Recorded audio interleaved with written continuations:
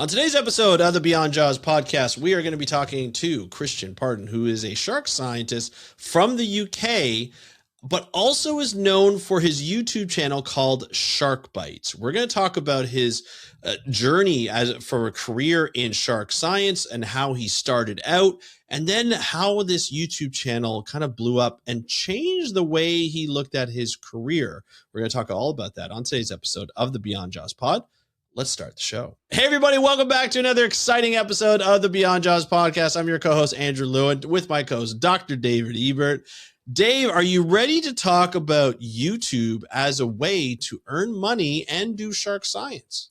Absolutely. I'm looking forward to this one. I mean, yeah, he reached out to you. So that's really cool because I was aware of the site, but I didn't know him at all or have any idea who ran it or anything. So I'm kind of excited about the whole show today.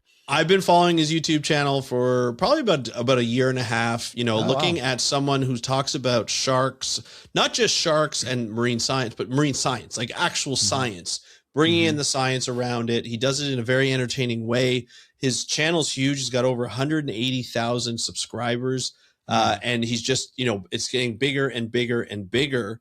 And what I like is he injects science into every single episode, reacts to certain things, dispels myths that you see online, looks at reviews, shark videos and everything like that, looks at how a shark demeanor can change, during a video or during a dive and what to look out for. It's really interesting stuff. But what I love about this, what he's going to talk about today, is how this has kind of changed his life for his career. Because when he first graduated, he tried to look for a job, couldn't find a job, started doing some YouTube videos, and all of a sudden, 5 years later, he's like, hey, you know what?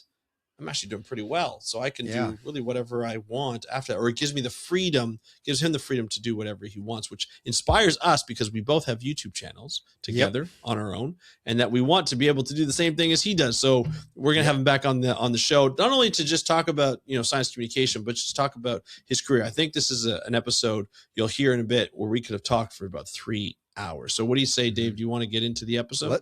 Let's do it. All right, here's the interview with Kristian Parton talking about science communication, shark science, all the wonderful stuff. Enjoy, and we'll talk to you after. Hey, Kristian, welcome to the Beyond Jaws podcast. Are you ready to talk about shark science and shark bites? I was born ready, Andrew. Love it. Love it. Well, welcome to the Beyond Jaws podcast, where today we have a fascinating, rather interesting guest today. We have Kristian Parton from the United Kingdom, who's the founder of the YouTube channel Shark Bytes. It's a channel bringing the latest shark stories from around the world. Now, Kristian has dedicated his life to the study and conservation of sharks and rays across the globe. And prior to Shark Bytes, a little bit of background, which we'll go into more today. Prior to Shark Bytes, he was a resident shark scientist for the Daily Jaws, which is another website I've seen before, and I had no idea you were connected to that one as well. It's a site that initially began as a Jaws fan group, which now has over 90,000 followers from various social media channels. He's also worked for our friend Austin Gallagher at the Beneath the Waves organization, and Austin has been on the program as well. And Kristian is also a co-founder of, I'm probably going to pronounce this wrong, Sharon. Sharon, yes, Sharon. Or you could say you could do it like Ozzy Osbourne does, where he goes Sharon like that. It sounds like some kind of a Zen thing or whatever. But we'll get into that today too. It's a Shark and Ray Entanglement network in collaboration with our friends at the Shark Trust. Another group. We've had several of their people on this Ali Hood and others. Paul Cox been on the show. Anyway, Kristian, he has his background academically. He has a BSc in zoology from the University of Exeter, and he has a anyways, a master's of research. I'm not going to pronounce it right. I'll let him figure it out. Explain it later. In biological sciences, also from the University of Exeter. So I'm actually really looking forward to the show today because as much as I've seen his website and everything, I had no idea about his background or anything. And Andrew, I have to say, was the one that said, hey, we got to have this guy on the show. Yeah. And so I'm super excited. Kristian, welcome to the show. Oh, thank you so much, guys. I was super happy when Andrew just slid into my DMs because I've been watching the podcast for a little while now, and I was like, I hope they asked me to be on it one time. Well, it's kind of funny too because the way we met in a Facebook group, Marine Biology. Yeah. I've been watching your show for years, and when I saw you post in there, because I post a lot in there too to share my videos, and I was like, oh my gosh, like this is celebrity here. I gotta reach out. Like, this is awesome. And so when I reached out and you were like reaching back and like, oh, this is awesome. We've been talking. I've been talking to Dave about having you on the podcast for a long time. So we are like absolutely excited. This is going to be so much fun. Thank you so much for having me on. Locked and loaded. Yeah, absolutely. So let's get things rolling here. Like, so I got to ask you our opening question. Like, how did you get interested in sharks and marine science? I mean, I reckon if you ask a lot of people who are in some way, shape or form involved with sharks, they'll more often than not tell you it's got a little bit of something to do with their childhood. And that's definitely the case for me. I mean, I imagine it's the case for a lot of people as well. But I was that kid, you know, the 5-year-old in the bath playing with the shark. Like, that was me. I loved them from when I was, you know, tiny, as a lot of young lads do. Like, they're such an awesome animal, and they kind of they generate this curiosity in you from such a young age. And I was lucky enough to probably, I think it was about maybe 13, I first learned how to scuba dive, and that just opened the world to me, the underwater world to me. And I just, having that right front center was just something that completely changed my life. And I remember on my first ever scuba dive, we saw an oceanic whitetip shark, and it was just a life-changing experience. That's and quite the first dive. I know, right? I know. I've never seen one since. It's the funniest thing. My first ever dive. It was crazy, and it was pretty rare for the area as well, which was even cooler. But yeah, that was my dad. My dad came down with me, and I was with an instructor, and it was one of those like discover scuba things, you know, where the instructor takes you down. But yeah, we saw an oceanic whitetip, and it was just that moment when you have that animal just come cruising past, and it kind of checks you out, and then it just heads off, and the image is just burnt into my brain. I'll never forget it. I'll never ever forget it. And it just set me on that path where I was like, I want to do everything in my power in any way, shape or form to work with these animals, whatever it is, I want to do it. Right. Yeah. Did you grow up near the ocean? So no, funnily enough, I mean, the UK is obviously not a particularly big place, so you don't have to go too far to get to the ocean. But I couldn't have been further away from the ocean where I grew up. It was just north of a city called Birmingham, so slap bang right in the middle of the UK.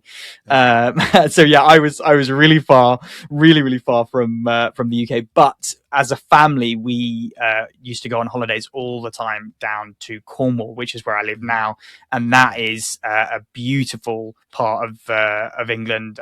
I think more people who come to visit England should come down to Cornwall, because it's just a beautiful place to live. I've actually been there, so I can attest to that. So yeah. Awesome. So, yeah. Did you whereabouts did you go, Dave? Can you remember? Yeah, I'm trying to remember the guy. Mark Dando lives there in Plymouth. And okay, so I go down, and he does the illustrations for the books. Him and I collaborate on a lot of the books there, and I was out visiting him. I was probably been 10 years ago now. We went out there, and there's a guy who's a writer who lives in Cornwall, and we went to I'm trying to jog my memory of the name of the place. It was the first time I'd been down to Cornwall, but there was an amazing pub there that was just such a traditional English pub. Yeah, and I'm forgetting the name of the guy, because I've known this guy for a while. Of course, I forgot. I haven't thought about him till you brought this up. But anyways, I can attest Cornwall was beautiful. I really enjoyed the trip down there. There's an amazing pub we went to. Like, for me, it was just like a traditional English pub. We had the whole 9 yards, the bangers and mash and all the usual. Typical, pints and fish and chips and bangers and mash and all sorts. Pints and it's definitely a good place to.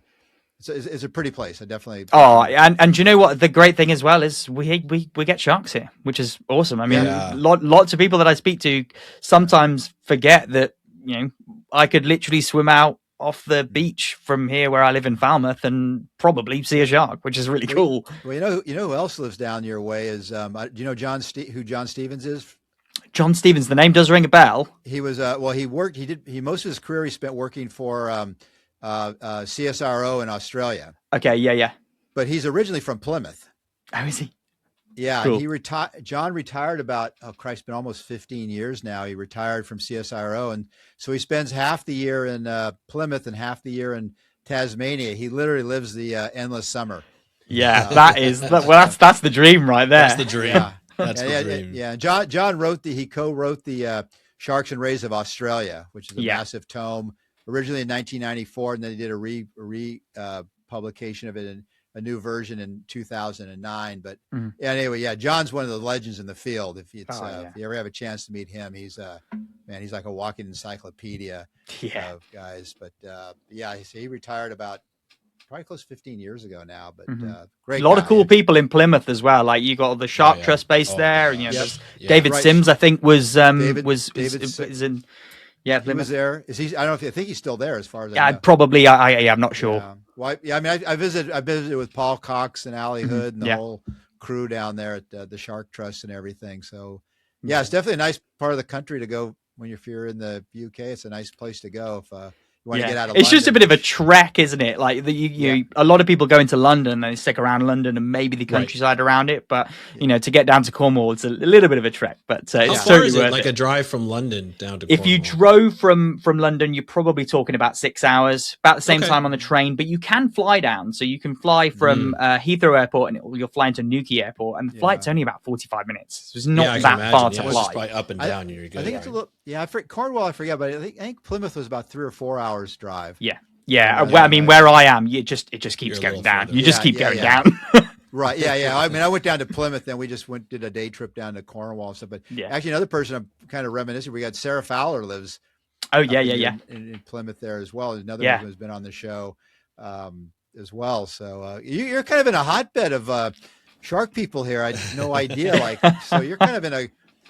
Was this strategically planned to wind up in Cornwall in a hotbed? Well, I mean, we were as a family. My parents took me down to Cornwall ever since I can ever remember. So I already had a bit of an affinity to the place because I knew it. I knew some places around Cornwall, but the main reason that I ended up down here was coming to university here. So the University of Exeter. Exeter technically is a little bit further up the country, but the campus that I was at was the Penryn campus, which is here in Falmouth down in Cornwall. So it's kind of like a split campus. So Exeter, the Streatham campus is up sort of Devon way, and then the Penryn campus is down here in Falmouth. So now Exeter has some pretty big celebrities that have gone. Peter Mumby is one that comes to mind. He's now in University of Queensland, I think, or he's in Brisbane. But I remember that's where I first learned of the University of Exeter. But there's been a lot of great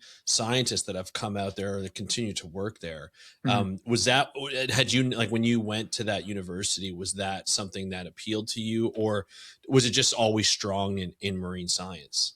I think initially I looked at it as, because I went to look at a bunch of different unis and had a few that I was considering, but when I came down here, already knowing Cornwall as a place, but then coming to the university and seeing some of the lecturers and seeing some of the facilities that they had, and I was just like, I don't even want to go anywhere else. This is where I want to go. I remember coming to the day, I can't remember what it is, where you look around for the day. And at that point I hadn't had my A-level results yet. So I didn't know whether I'd got the scores or whatever it was to get into the uni. But I was like, I know I've got to go here. This is where I want to go. I don't want to go anywhere else. So at that point in time, though, their sort of marine department wasn't really properly fully fledged yet. It was only as I was sort of going probably about midway through my undergraduate degree, the sort of marine department really started to kind of grow quite considerably. There was a lot of turtle researchers. So Brendan Godley, who was my supervisor and good friend, he really specialized around turtles, but so there was a lot of turtle people at the uni, but not that many shark people. And then it just started to grow a little bit, and now Exeter Marine is quite a it's quite a sought after place. People look at the field courses, they look at the lecturers, they look at the course content, and go, oh, that's a cool place to go. Yeah, I can imagine. I think we've had a few people on the show, Andrew, who've been to University of Exeter. I think we had Joanna Alfaro was on the show from Peru. She went there, and I think Rachel Graham. We'll have to check with her. I think she might have gone there too. Anyway, you had a number of people that we've had on the show. It's quite. I didn't know much about her other than like talking to you and stuff. It comes up it's one of the universities in England that comes up quite frequently. So. Yeah. Yeah. So hopefully Cornwall and Exeter will give us like maybe help sponsor some shows since we're giving them Right. such a plug from a tourist I want to fee get and, paid for that. Yeah, exactly. There, yeah. Extra promotion. So, swing by the tourist office today and later today and tell them you got a hot scoop for them. Yeah, Brendan, if you're watching, I want some royalties there. Thanks. Yeah. But you mentioned earlier, Kristian, that like you swim out from the beach and you can probably bump into a shark. Yeah. Is that a known thing? Because, you know, when you think of the UK, you don't think of sharks. When you think of Australia, you think of sharks, right? When you think of like California or the West Coast or even the East Coast of the US, you think of sharks. Canada, a little bit here and there. We're starting to get more and more like great whites and things from oceans that we're seeing. Is that within the UK? Do people know a lot about sharks? Is it a big topic? Is it a big worry? Is it a big like fascination with people?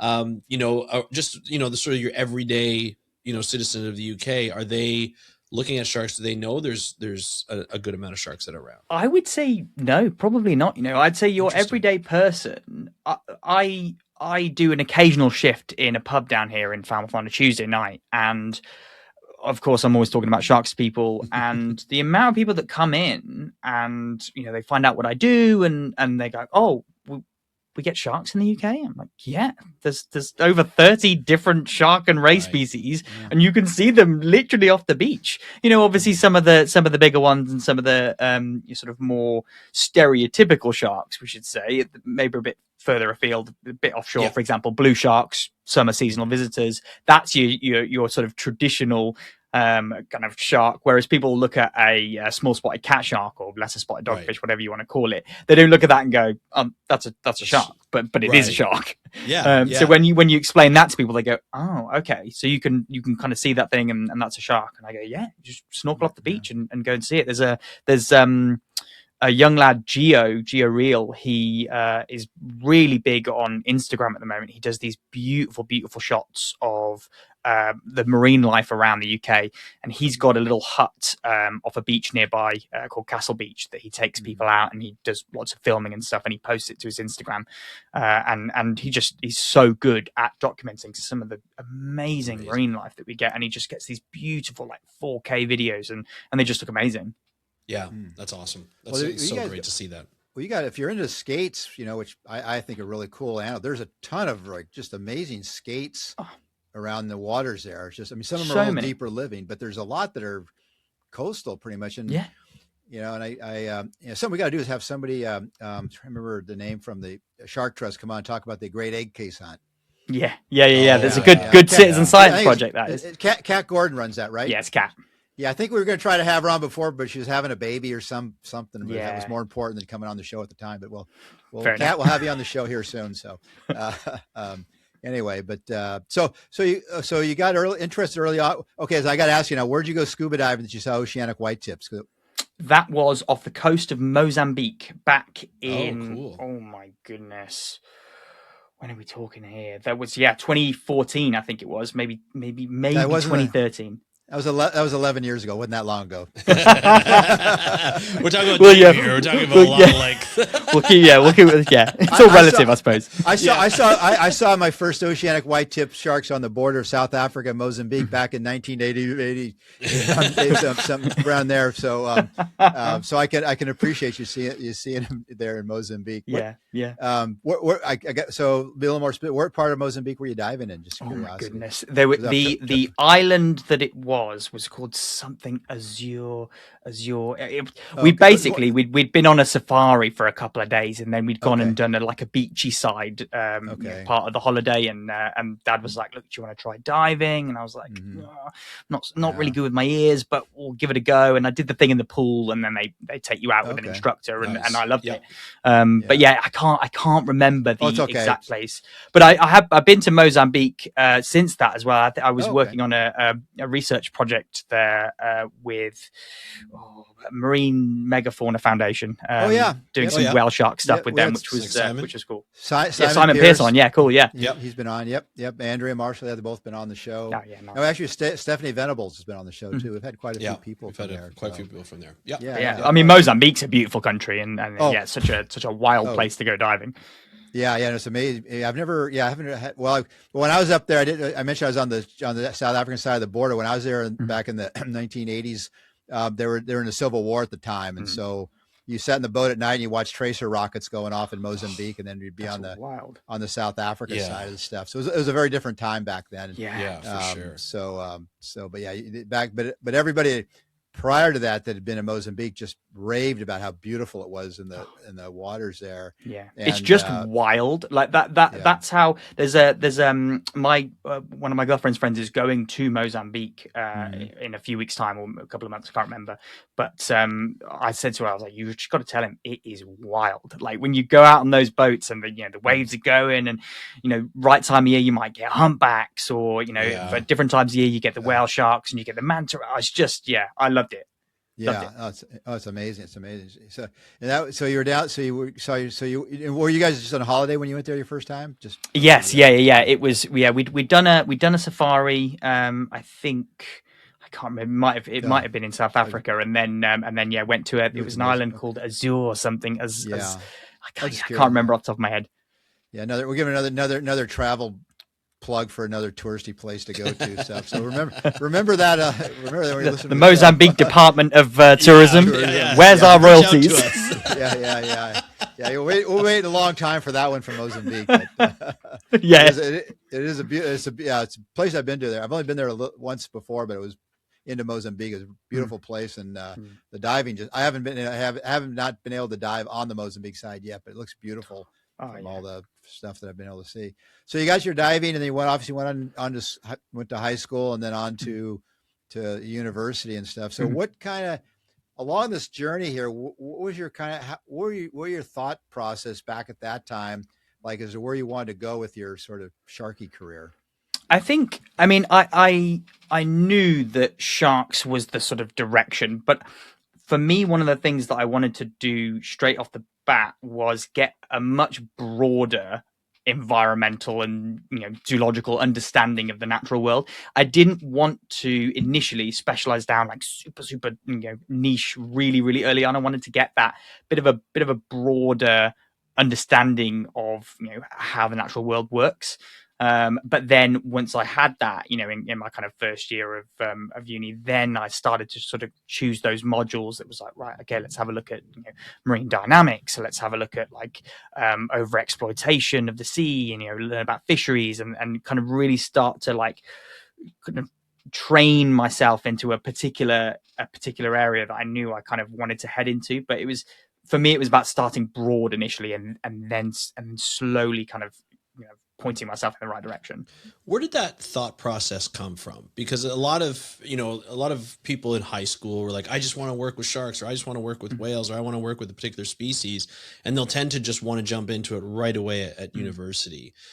I think it's really good to have that perspective in life, to like get a broad understanding of, like you said, as the natural world works. But where did that come from? Like, did your parents help you out with that, like direct you that, or was that just something you just wanted to know in general? I think it was probably just a general life lesson you taught by my parents. It wasn't a case of they kind of sat me down and was like, right, you should be broad. It was just to look at things from a wider perspective first. And then, when you start to figure out exactly what it is, then kind of, lead it that way. But yeah, it was looking at things in life in general from a broader perspective, looking at things from a balanced perspective. It was something that's just kind of been instilled in me from when I was really young. I remember my dad always used to say that. Now you were kind of coming up to this era now. A lot of people your age and younger really got onto the social media stuff. Like that was kind of which even for Andrew who's into it, I think that you're a little before the time, really, Andrew, I think before. But because I see people from your sort of generation, Kristian, that they kind of, they started maybe like you did doing research and stuff, but then they really locked into the science communication aspect of it. What was sort of how did that whole trajectory go for you as far as what you're coming through? Do you know what, Dave? I think one of the biggest things for me was struggling to get a job in the field. That was, I looked at it and I, after university, I did the stereotypical thing that people were told to do for many, many years, which was go to school, get your degree, get your higher qualifications, then get a job, and I did those things, right? I did what was expected, the normal path, and it didn't work, right? So I applied. I can't tell you, when I came out of university, I knew at that point I didn't want to do a PhD just yet, and I always say never with it. But I came out of university, I was like, right, I'm going to try and get a job now, and I want to work in this field. Yeah, I've got the degree, I've got all this stuff, and then I started applying for jobs, and I wasn't even getting interviews. I wasn't even getting, because I like to think that I back myself face to face. Having a conversation with someone in an interview situation, whether it be on Zoom or in person, I'd like to back myself in that situation, but I wasn't even getting that chance. I wasn't even getting past that initial stage to even get me on to even get me near the door to bash it down. So I looked at that and I was like, I'm really struggling here. I'm applying for all these jobs. I know I want to work in this field, but I'm not getting anywhere with it. And so at that point, I was, perhaps in a bit of a fortunate situation, in the sense of, I've got somewhere to live, I can afford to pay my bills, that kind of stuff. But I thought, do you know what? What do I enjoy doing? I like talking to people about sharks, right? I like discussing sharks. I like telling people about how cool they are. And I was doing it back then. I was working in the pub a lot more. I was doing 3-4 shifts a week in the evenings, as well as doing the uni stuff as well. But I was talking to people about sharks all the time.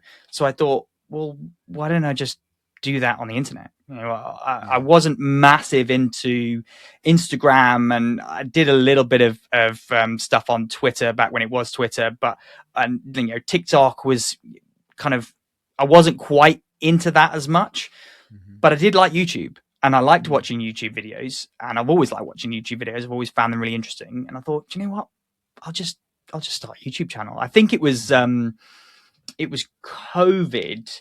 I was over in Florida at the time. My parents lived over in the States, and I was kind of not stuck there, but there was not a lot we could do. Everything was shut down. And I remember that long days of just sitting and thinking, okay, if I was going to start a YouTube channel, what would I talk about? What would the first few videos be about? What kind of content am I going to start making? And I just sat there for about 4 months until I was forced to leave the States because my visa was running out. But I just sat there thinking what this channel was going to be. And I got back to the UK, and again, it was still COVID. Everything was shut down. I set my camera up behind my desk and I just started talking. Started. I was looking at your first video. It was like 5 years ago. Yeah, right. Yeah. That first one's so cringe as well. I look at it and I go, is. I listened. I went back a couple of years ago. Like, I've been doing the podcast for How to Protect the Ocean for 10 years. I went back a couple of months ago to listen to my first episode. I was like, oh my God. Yeah. I it's don't mad like though how it voice. changes, right? How you naturally, the more you do it, it just gets easier. Yeah, you just become more. I think it's a matter of becoming more comfortable behind the microphone. It's also very weird. I don't know if you find this. I still find it, kind of odd. You're staring into a camera. You've got, because I only started doing videos a couple of years ago. You're staring into a camera. You got a microphone. You're by yourself. It's very weird having that conversation, trying to be entertaining at the same time and expressive and trying to stay on point and not getting lost by looking at yourself in the camera a lot of the times, and trying to look in the right direction and stuff. It's not an easy thing. It's not an easy thing to do, but you just graduated, and so were you, I know we're at a point right now, like even when you started, like say what, 2021, did you ever get worried about doing science communication and worried about what other scientists were going to think about what you were saying? That was a big fear of mine when I first started. That's why I ask. There is always the thought in the back of my head, for sure, because a lot of the people that you'll have had on this podcast, right? There will be videos on shark bites that I have done about their research, right? I think Alison Towner, you said you had on, right? Yep. Yep. Oh, yeah. So I've got videos about Alison Towner's research, the Towner et al. 2022, the killer whales and the white sharks in South Africa. Like there are videos, and there's always a just a little thought in the back of my head, and I go, oh, I hope they think I did that justice, kind of thing. I hope they, if they ever saw it, they'd be like, yeah, do you know what? Yeah. That's a good presentation of my research. That's what my hope is. I would never have said it was a worry, because I think for me, if I was ever worried about what people thought about me or what they thought about my content, YouTube is the wrong place for that, because you are going to get absolutely hounded. Like, you've got to have thick skin, right? True. So it's true. Those comments can be brutal. My first video so I did video before I did podcast. My first video I ever posted, I had someone put in like STFU. Like that was my first comment ever on a video that had nothing to do with it. I wasn't going after it. You're just sitting there, you're like, well, welcome to YouTube. That was my welcome to YouTube. Welcome to YouTube. Right? And you know what? I'm now in a position where I've built a really nice community of people. And there's a lot of people that regularly watch my videos who are super nice, super supportive, really friendly. But every single day, I will get multiple comments that are really mean. But if I wasn't able to hack it, I would never have got into this game. For sure. For sure. See, I hadn't even thought about that aspect of it, because I think the larger following you get, and I think most people just say, people I know that have big followings, they just say, just ignore it. The thing is, I look at this, there's sometimes, I've learnt over the years to kind of recognize the comments where the way they phrase the comment, you look at it and go, right, okay, I think I can maybe change this person's mind, or at least have some kind of engaging discussion or debate, and maybe we'll come away from it and still both be disagreeing with each other, but we've had it in a really adult way. Whereas you can see the comments from people who that's never going to work, and I spot them now and go, nah, not worth it.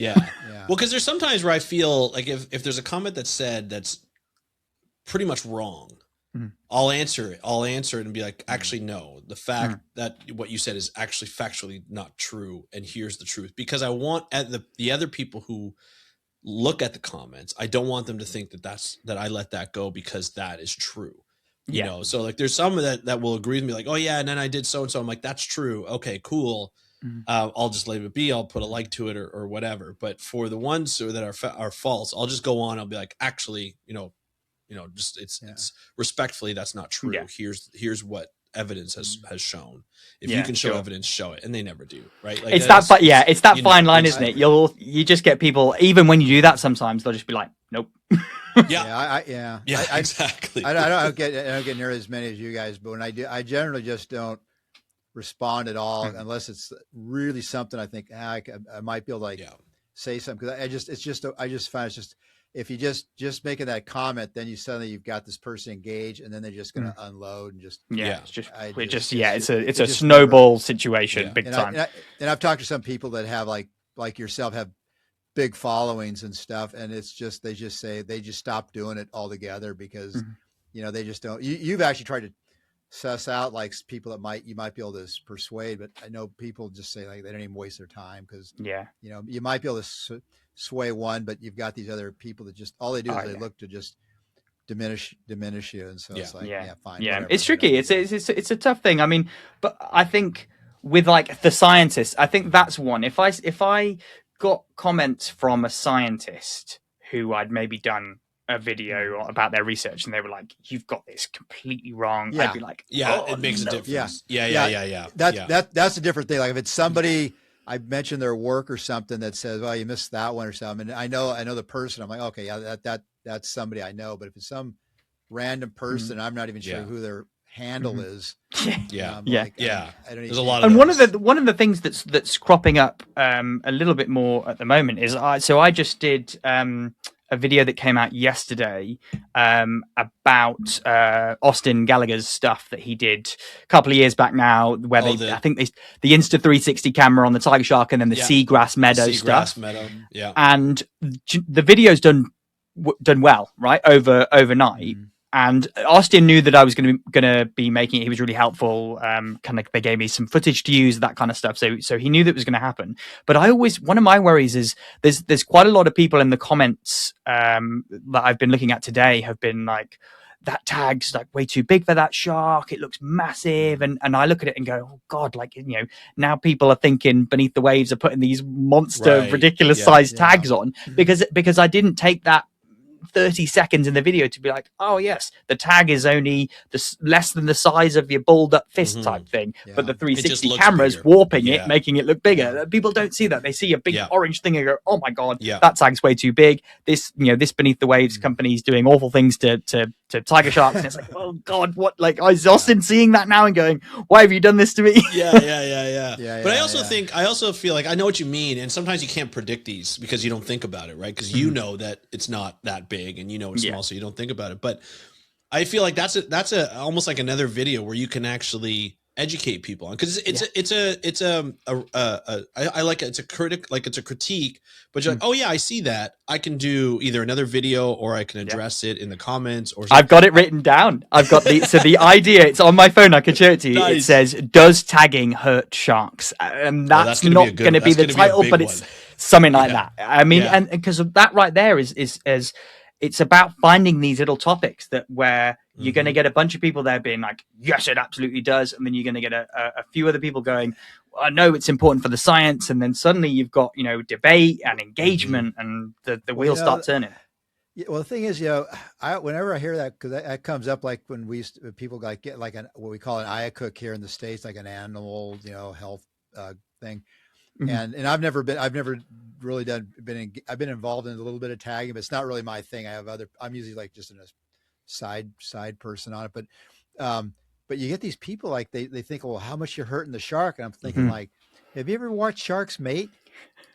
Literally. They're tough. Right. You look at the females, particularly after a mating event, you're like, how's this thing still alive? Yeah. And they heal up within a couple of weeks. You see some scars. Yeah. And so like, I guess the point is like sharks are a lot tougher, you know, than if I mean, to me, like putting the tag on them is pretty minimal. Yeah. Now, if it's sometimes, you know, I think sometimes the thing with the tags is you can attract other sharks, which might go for the tag. And that happens that's well known in like terrestrial animals when they used to, one of the famous things, they used to tag like wildebeest in Africa, and they would paint the horn, tag the horn so the researchers could see it. And what happened was the lions and the hyenas would zero in and that was the ones they would take out of the herd, because they could keep a focus on the one that was tagged. Yeah. And so they were kind of like, in that case, it was a different thing, that it was they were basically telling the predators like, hey, come eat me. Right. So that's a legitimate thing you could debate about, like putting a tag on there that's not going to attract other sharks that might cause them to eat them or something like that. Yeah. So. Yeah, and to be fair, you know, that's I see, and that was a couple of commenters' concerns. They were going, you know, does that tag attract other sharks? And then you're talking about you know, how light starts to sort of diffuse as you go deeper. So you know, a bright orange tag at the surface isn't going to look bright orange down at whatever 40, 50 meters. So there is so many different kind of permutations of it, isn't there? Yeah, I mean, go ahead, Randy. So I was just wanted like you know, one thing I want to, when we got on this topic, because I want to dive into you know, the YouTube channel and your science communication, but you know, you mentioned you started the channel because you were looking for a job. Now, for me, the podcast changed my life in ways that I never expected. You know, I was starting to get attention from a lot of scientists. I was starting to get attention from a lot of people. I had, you know, I've had the opportunity to cover conferences where they flew me out, you know, halfway across the world to go. And I've had that privilege to be able to do that because of the podcast. I've had like documentary offers from that, you know, and I've been able to do, like, did a podcast for the zoo because of my podcasting experience. for you, did you find that starting this channel in any way helped get you noticed for a job? Like, did it help your, because you can argue for some people, depending on what you're doing, that it could go against you by doing social media. Cause there's just some people who just don't like social media, or they think that it might bring negative attention. Not that your videos would, but you know, like some people might see it that way. And then on the other side, it could help you because it gets you, like, I feel like I know you better because I watch the videos on a regular basis. So I get to know your personality a little bit. I get to know, you know, so your mannerisms. It's a bit of a networking thing without you having to go out and network. So I would love to know if it helped, or in any kind of way of like how people have treated you because of this in retrospect to the profession. Yeah, so it's a bit of both, actually, Andrew. So back a couple of years ago now, I can't remember the exact date, and I'm going to name drop them because you've had a few on the channel. But I applied for a Shark Trust job, right? So the job was, I'm sure it was titled something like science communicator, right? Right. That was the job. Yeah. And the remit was revamp the YouTube channel. Yes. Right? Revamp the Shark Trust YouTube channel, bring in new ideas, all this kind of stuff. And I looked at that. This was a few years ago now. I think it was about 3 years ago. I looked at it and went, wow, that's exactly what I'm doing right now. And at the time, I think I had maybe like 60,000 subscribers. The channel was doing okay. Like it was, you know, I was pulling in the views, applied for the job and didn't get an interview. And I know Paul. So I know Paul, the director of the Shark Trust. We have a good working relationship together with the Shark and Ray Entanglement network. But I called him up just to ask him. I said, you know, I'd love to have a bit of feedback and see what went wrong. And he said in that occasion that I was what he said was the face, right? And they maybe didn't want necessarily a face because maybe the risk with that is if I then if I come to the Shark Trust channel and I do, you know, talking head style videos, and then in 5 years time I leave, all those people that came and you know subscribed because of me leave as well. And I understood that. I got it. I was like, do you know what? I get that. I think it's fair. I was disappointed. Of course, I was disappointed because I was. It was in that period of time where I was applying for loads of jobs. Yeah, absolutely. And let's be honest too. Like you said, 60,000. Your channel's doing okay. That's amazing. Like, I know you're at. I'm looking at your channel. I think you're at like 156,000 right now, which is beyond amazing. But 60,000 is phenomenal to have. Like that's a big. I consider that a big channel, especially for a marine science channel. I know it's mostly sharks, but that's huge to cover science on that. So that's like, you're a pretty big deal at this point, even with 60,000K, you know, within this whole area of science communication on YouTube, right? Yeah, I never see it that. I never look at it. You're always your biggest self-critic, but of course, it's really nice to hear that. But yeah, you know, at 60,000, I was like, I've got to be a shoe-in for at least an interview here, right? I've got to, but I understood it. So that was a situation where it's not helped me, right? So you think it might help. The job looks right. It looks, you know, bang on for what you want to do. Didn't work. But there are other cases where it has helped. So I was super excited last summer to make my Shark Week debut, which is one of these things as like a kid, you just, I don't know. I like when I was growing up, I used to watch Shark Week and I loved it. And I was like, oh, it'd be so cool one day to go on, you know, to do a Shark Week show. Yeah, for sure. And there is absolutely no way they would have ever found me or, you know, contacted me had I not had Shark Bites, right? So I imagine they looked at it and went, there's an audience there. Yeah. You know, he'll, you know, we can bring him in. We'll fly him out to Florida.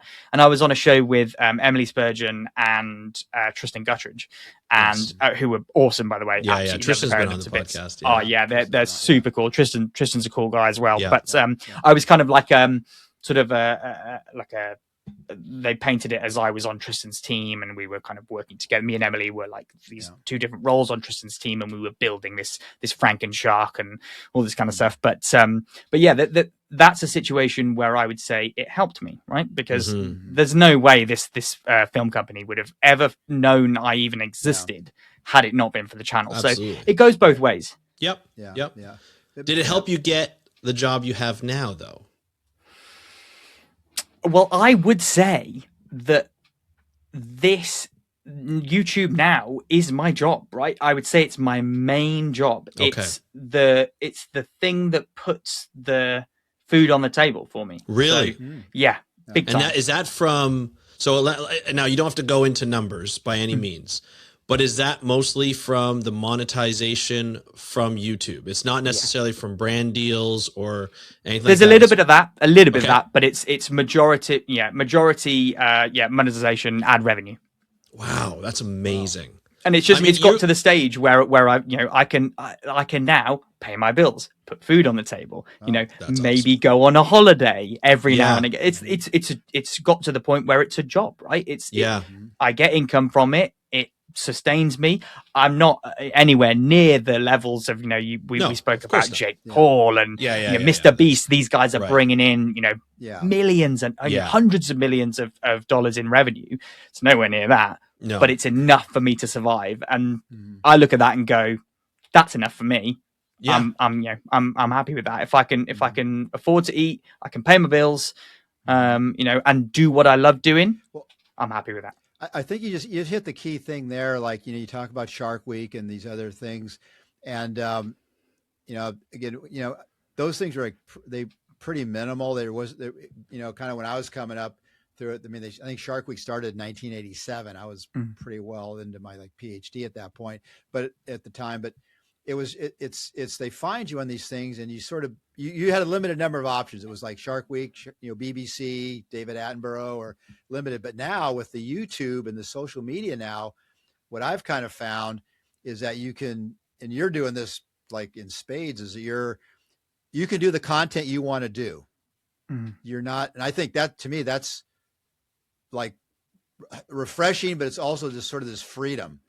I know Andrew's like this and stuff. Of course, Andrew, I blame him because he's the reason I'm kind of here doing this show today. So it's and I'm even doing YouTube, to be honest with you. Nice work, Andrew. That's a win from you. Yeah, absolutely. But don't you find that? Because now you have done like a Shark Week show, but don't you find there's more freedom? 100%. So the way that I sort of go about my day, I'm constantly thinking about videos, right? I'm constantly writing ideas down and just brainstorming different things. But being able to choose what I want to do, there's also an element of it as well is what does the audience want to see, right? What do the people who watch the video? So there's a bit of a balance there. So it has to be something that I want to do, but it's also got to be what's the audience going to click on? What's the audience going to want to watch? Compared to say a Shark Week show where it's like, right, this is the show we're making. We need you to say this at this time. It's a bit more rigid. And it was funny actually. There was a Shark Week show that got in touch before the one that I ended up on. I think I know this one. Yeah, it was their special, their opener. It was called Dancing with Sharks. It was right? The worst show ever. I'll let you tell the story, but awful. And I saw the video that you did before it came out, and I was like, I wonder how bad it was where he said no to this. And then I watched it, I was like, oh my gosh. Yeah, and it was so they got in touch over email in I think it was January time, and they were like, look, we're looking to maybe film it in the next couple of months.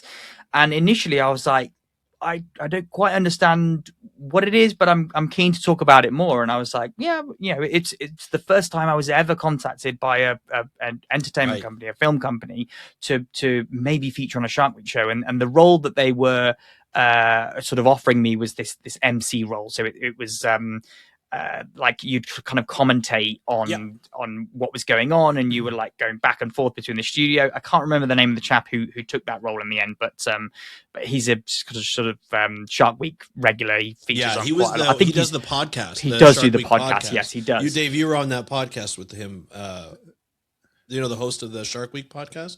Oh yeah. I forget his name, but he did it. Yeah. No, I know. It was. Well, yeah. Anyway, so he took the role in the end that I turned down, but it was only after they sent me a few video clips that I was kind of fully understood the scale of what this program was going to be. And I remember watching those clips, and there was like an Ocean Ramsey clip in there, and I was like, not sure this film company's watched any of my videos ever. If they're showing me Ocean Ramsey clips and thinking I'm going to be like, yeah, that's great. That's a cool thing to do. And you know what? I turned around to them and I respectfully said no. I didn't go in on them and be like, this is ridiculous. I was like, they're going to make the show regardless, right? Yep. They're going to do it. I can turn around and say, do you know what? It's not for me. But if you're working on anything else in the future, I'd love for you to get in touch again and we can have a chat. And that was a big thing because I had basically just turned down something that I'd wanted to do since I was a kid, right? It was for me, that was such a big thing to do. But I'm so glad that I did turn it down because it turned out to be an absolute horror show. I was going to say, this is something we've touched on in some shows, especially a young person like you, because I've had these shows where I just like, no, that's just not going to be for me. But I'm at a point where I don't care. I'll take them or leave. But young people like yourselves getting that first opportunity, you're like, wow, will I have another opportunity? Well, you're young. You'll get another opportunity. Trust me. They'll come around. It'll come around to you again. But I think the interesting part is too, and I really love, Kristian, how you documented the process in one of your videos, because first time getting an email, sometimes people can feel lost in the process. They get so excited they're going to that they could be potentially on TV on a huge week like Shark Week. And then it continues to go on and you get several emails, you go back and forth and you're like, am I doing, like, there's always this in the back of your head, like, is this the role for me? Like, but it's so exciting. Like, am I going to get another one? And then you go through the process. And I love how you were continually respectful of the process. And then you're like, you know what, politely decline. Like this isn't for me. But some people would take it just because like, this is my chance, but arguably that could have been a career ender for you, like, especially from your research side. Yeah, it would have ruined your YouTube channel plus your research side too, right? Yeah, across the board. I think if I'd have taken that, I'd have lost the respect of all the viewers of the channel. I'd have lost the respect of anyone who had respect for me in the academic community, in the shark science community. I just knew it was the wrong call. And also the concept of the show just completely goes against what I believe about sharks. I don't think people should be like picking sharks up and tossing them around, right? Like it's just, you just don't need to do that. You don't. We pick them up because we can is not a valid reason to pick up and toss a shark around, right? It's just morally, I just look at it and go, it's just completely I think one of my favorite parts of that show, because I did watch the whole thing. I actually did watch it because I was like, this can't be real. Like, this is a joke. I was waiting for one of the comedians that was on the panel. I forget his name, but he's a fairly popular comedian. He kept saying, what are we doing here? Like, I need to talk to my agent because what am I doing? Like, what are we talking? We're talking about picking up sharks. That's what he kept saying. Like, is this a thing? Like, is this the thing that we're doing? I don't know if he fully understood why he was there. I think he regretted it immediately because he was just like, oh, we're doing this again. Like, we're watching people pick up sharks. It's another person that's flipping a shark upside. It's like, and one of the guys as well. Like, I can't remember one of the dancers that they had on the show. I mean, he was literally just picking up these nurse sharks and it was just like, this is gross. This is this is animal exploitation at its like highest level. And this was the Shark Week opener, right? It was like such a drop ball. I mean, I remember when it aired, I didn't see it live because it's a different time zone, but I remember the following day looking at the comments, right? And the Facebook comments for the little snippets they'd post on this on social media. Oh, they were getting absolutely tanked. They were getting and I was glad to see that. I was really glad to see that so many people in those comments were calling Shark Week out and being like, no, this is not what we want. You know, that was one of their worst. But you know, the thing is, what they look at is like, do they make money on it? And if they make money, you're probably right, Dave. Yeah. Right. If they make money on it, they'll do 10 more of those shows. If the show's making money, they'll just keep doing them. So it's really, you can say all you want about the science, the quality. The only person that might be impacted is if you had done the show or someone like that. And again, the thing, young people listen to this episode, when you're a young person starting out, that's what everybody in the field is going to be imprinted on. If you've been around for, decades like I have, it's like they think, what the fuck, was Dave drunk or something? Or, But I have a little more of a cushion. Not that I would do anything like that, but I'm saying you got a little more cushion. But if that's everybody's first impression of you, it could be impactful and not in a good way for you. And so I try to I have my students have been on shows and they've asked me about it. And I'm just kind of think, well, this is the parameters. Think about this on stuff. And the thing I've always found with them is they tend to be really rigid about. They got their script down. They're doing. And the example I've always used is I've literally found new species of sharks doing these shows, but it wasn't in the script. Yeah. And so they're just like, oh, we don't. I mean, it's a completely organic moment they capture on film, but they just it's not in the script, so they just completely leave it on the cutting room floor. Yeah. I'm thinking like there's something that was real. So that's what I like, kind of doing my own thing now. Yeah. Is that I could put that. That's the whole point of the doing it. But it's just like, God, I mean, it doesn't happen that often where you actually you pick something up and you're like, this is a new species of shark, and then but it wasn't in the script, so they just leave it off to the side. Which is like the exciting part. Now, this is interesting too, because now you have this platform that you use as a way to generate income. It allows you to have so many more options out there when you look at everything and those options. You're able to do the science that you want to do, and you've had a variety of different projects. Now you're working with Exeter right now, University of Exeter. Can you talk a little bit about some of that research that you're doing? Yeah. I mean, does it feed into some of the videos that you do? Yeah. So to be fair, the most recent thing that I've worked on isn't technically connected to the University of Exeter. Oh, I'm sorry. Okay. But it wouldn't have been in the notes that I gave you actually beforehand. It's I'm working with Mariko at the moment. So Gonzo Araujo, the Argentinian, I think he's Argentinian shark scientist, did a lot of stuff with whale sharks. Gonzalez Araujo, I think. Yeah. Anyway, he owns this company called Mariko. It's the marine.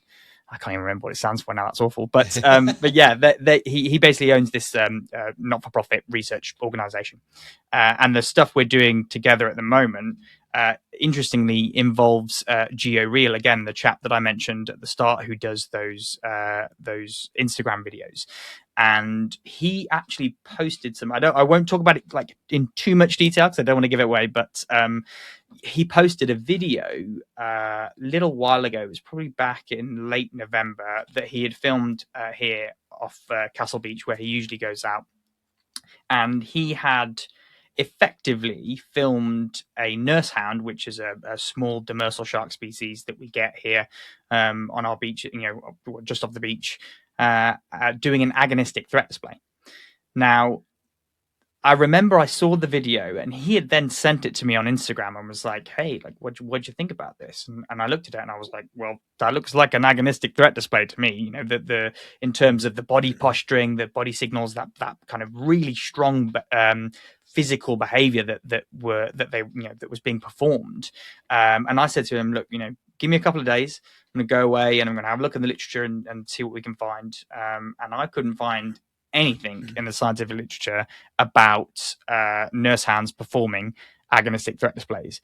And it's an unusual thing because this species of shark is no threat to humans. They're small. They're probably maximum size of about 3.5-4 feet ish, maybe. The one in the video that Geo filmed was less than I think it was 70, something like 74 centimeters long. So it's not a big shark, right?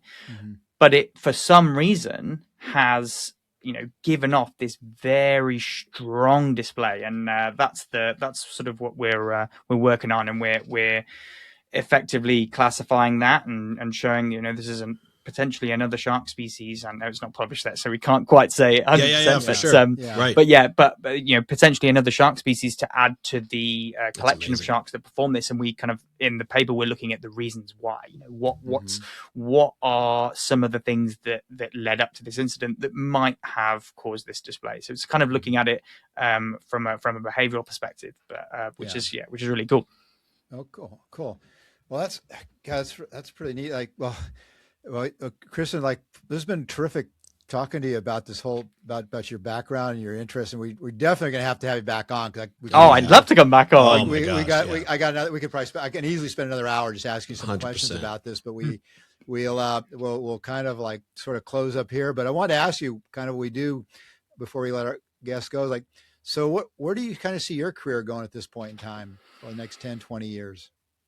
It's a really good question. Yeah, loads more. Do you know, For the time being, I'm super happy doing what I'm doing. I want to continue to grow the channel. I want to continue to grow, my platform as a science communicator and see what doors that unlocks. I mean, I'd love to feature on some more TV shows if I could.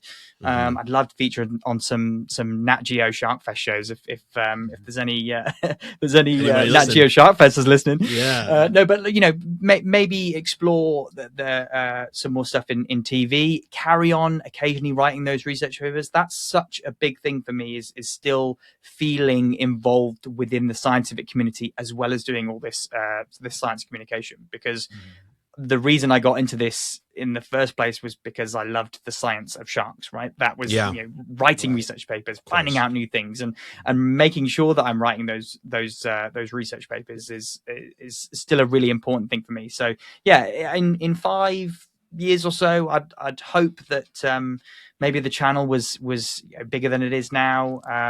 Maybe I could even push upwards of a million if would be amazing. But just enjoying doing what I'm doing, creating a community, and just speaking the truth about sharks. Right, they're a very misunderstood animal, but I think sometimes people can get just one particular story about sharks, right? And they have a mental image of what they are and what they do and all this kind of stuff. It's just making sure that people understand there's loads of things that sharks do, and there's loads of really cool things that you can learn about them.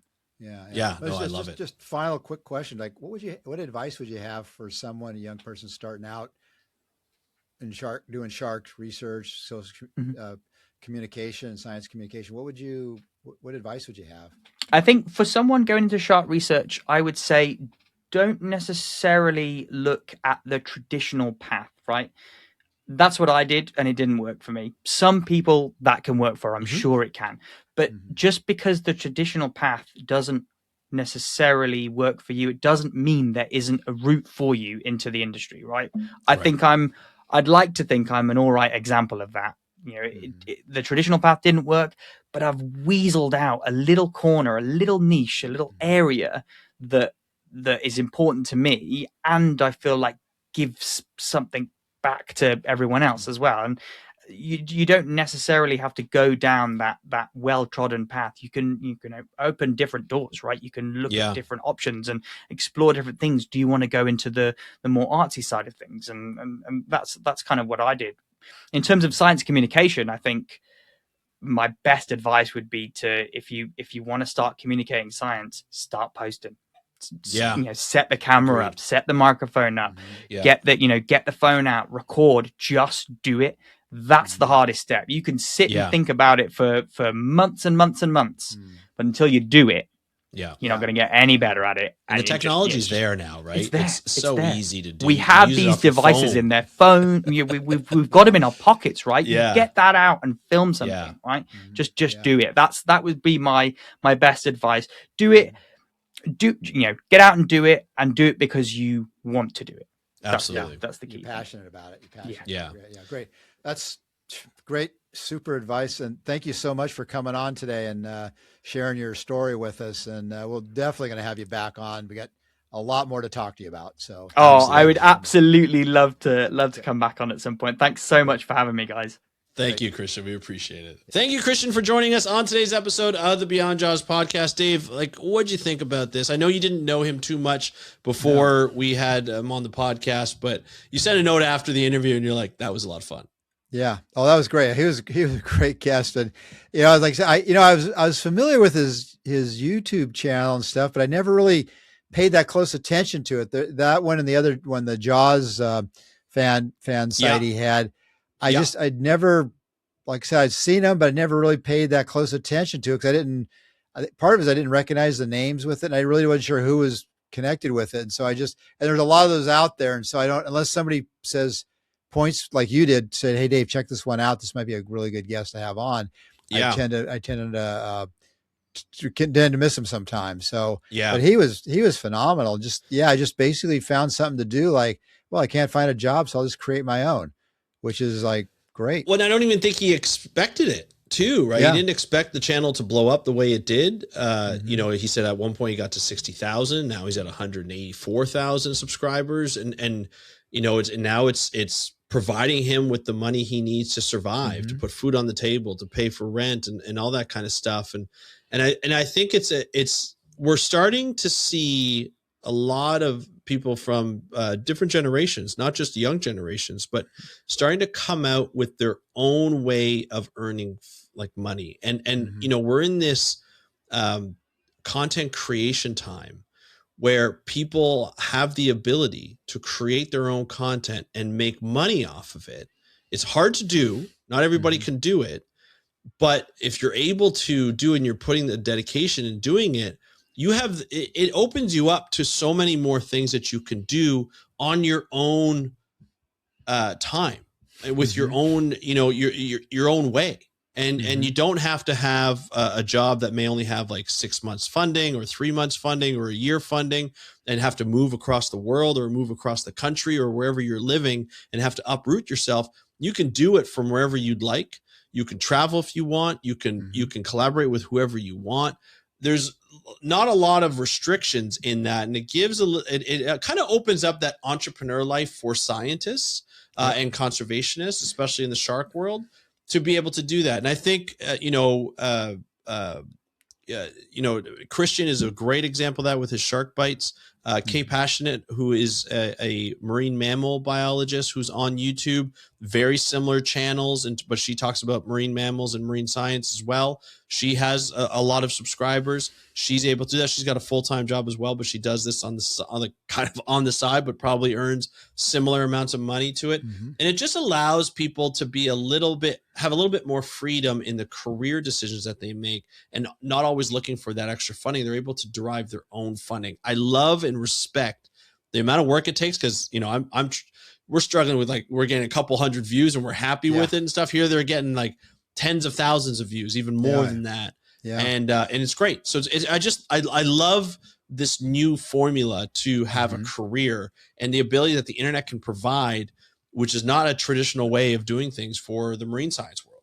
Yeah, no, I think the big thing too, we talked about that as well, is like, you can, you know, he talked about how excited he was to do a Shark Week show, you know, and then we got into, like, you know, and I've done those for years, and I'm just like, you know, when you're on those shows, you got to follow the script that they put out to you. Whereas thing I found, which really, and you know, this is what really got me going on my own YouTube channel now with the Lost Sharks, is I could tell the story the way I want to tell them. Yep.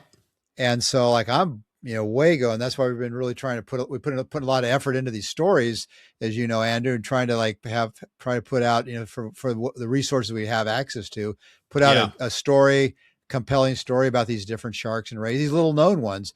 But it's like, we're telling the story the way in my case, I'm telling the story the way I want to tell, and hopefully people pick up on that. And that's kind of what he's kind of doing too. He's just putting out information. If I want, you know, another thing I want to him. Yeah, and I wanted to say, the other thing I wanted to say to him, we've had a few people on recently. We've had a number of them on. As he talked about, he couldn't find a job. You know, he wasn't getting interviews, wasn't getting anywhere. And, you know, something to, you know, I know a lot of young people think like, oh, there's just no jobs right now. The money's tight. Well, let me tell you, somebody who's been around a lot longer than going back to the 80s, there's never been a lot of jobs in the field. The only time there was a bit of a spike was in the 60s. Yep. In the 70s, it dried up. And my professors told me this back at the time when I was in school in the late 70s and early 80s. It just, you know, it's just never been a field there's been jobs at. And I mean, I can tell, I've never had a regular job. I've never had a permanent hard money job in my entire career. So if you're 30 years old thinking like, wow, what am I going to do? Like, well, I'm a lot older than that. And you just passion, perseverance, and drive if you really want to stick into it, but don't think you're going to get a job. And the thing I think with a lot of people we've had on the show is they've had a lot of very entrepreneurial people. They come to realize, like, I can wait around, try and maybe get lucky and land a job, or I can start my own. And as we said, with the pros and cons about it, we've talked with other people about this, you know, is that if you do your own thing, you can do it the way you want to do it. Yeah. You know, there's downsides because you have to run a business, which it is a business, but you can focus it and gear it towards what you want to do. And there's a lot to be said about that. You know, if you're, that cliche about, if you do something you enjoy, you never work a day in your life. And that's really is true. And so, and certainly Kristian, he's done that, man, he's really did that. And, it's amazing. Yeah. So it's trying to figure, hopefully we'll be able to picked up a few things from him. Yeah, exactly. Hopefully get out there. And we're going to have some conversations with him after too, to make sure that we can take advantage of what he knows. And he's super happy to help us out. He says, look, I'm not a guru. This is worked out for me. And, you look at how things are packaged and on YouTube and why people click. And I think that's really what you have to go with. And I think that's really important. So, it was great to have him on the podcast. Can't wait to have him on again, because I think he's got so much information to share, just about career-wise and science communication, but also science. And I think it's really fun to be able to look at this new type of path that we haven't explored in the past. So we were able to explore it with Kristian, which is great. So thank you again to Kristian for joining us. We'll put his link to his YouTube channel and all his socials in the show notes. And Dave, if people want to get a hold of you, how would they do so? It's on Instagram. It's Lost Shark Guy. Also on YouTube, Lost Shark Guy. Check out our series that Andrew and I and Denise Sotomayor are doing with searching for lost sharks, extinct or alive. And we'll have a new episode posted here real soon. Can't wait. And if you want to watch this on YouTube, you can do so at Beyond Jaws Pod and at Beyond Jaws Pod on Instagram. Thank you so much for joining us on today's episode of the Beyond Jaws podcast from Dave and I. Have a great day. We'll talk to you next time, and happy conservation.